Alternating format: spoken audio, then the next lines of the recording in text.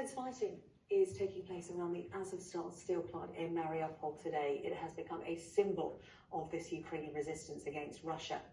Ukrainian fighters in the area are known as the Azov Regiment, formed as a volunteer group back in May 2014, soon after Russia's illegal annexation of Crimea. They were originally made up of members of the ultra-nationalist group Patriot of Ukraine and the neo-Nazi Social National Assembly group, but they deny adhering to Nazi ideology. They are a very controversial group of fighters. We're going to learn more about them now, because joining me, the former Senior Ministry of Defence and NATO official Nicholas Williams, who is now a Vice President of the CERIS Diplomatic School of Brussels. Good to see you this afternoon. Thank you for joining us here on Sky News. Thank you. Thank you very much. You've been watching events unfold in Mariupol over the last few weeks, few months in fact, and it really does feel like it has reached, for want of a better phrase, the end game of what's going on there, particularly from the pictures we have seen from satellite images yesterday. How do you think this is going to play out? Are we entering the final hours, and what do you think the outcome will be? Well, as ever in this war, it's difficult to predict and it's foolish to predict. But as you've said, Mariupol and the steel plant have assumed intense symbolic significance, not only for the Ukrainians, but for the Russians as well. The Russians will, I believe, go all out to achieve control of Mariupol and the steel plant by the 9th of May. Their victory parade in Moscow to commemorate the victory in the Second World War. Can you talk to me about the fighters who have, well, created this symbol of resistance in this war? I mean, the Mariupol steelworks, impenetrable for Russian forces. They are bombarding it in terms of trying to bring this to an end. They're called the Azov Fighters, and they're controversial. Can you explain to us a bit more about them?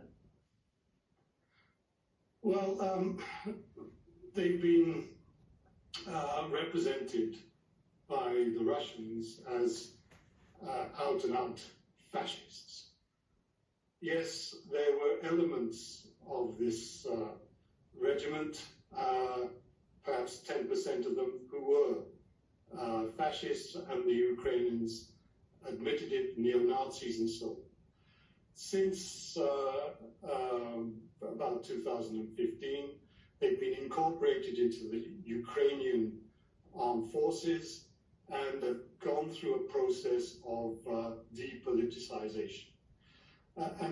But what the Russians call fascist or neo-Nazis, the Ukrainians will call freedom fighters, and particularly nationalists who want to liberate their country against Russia.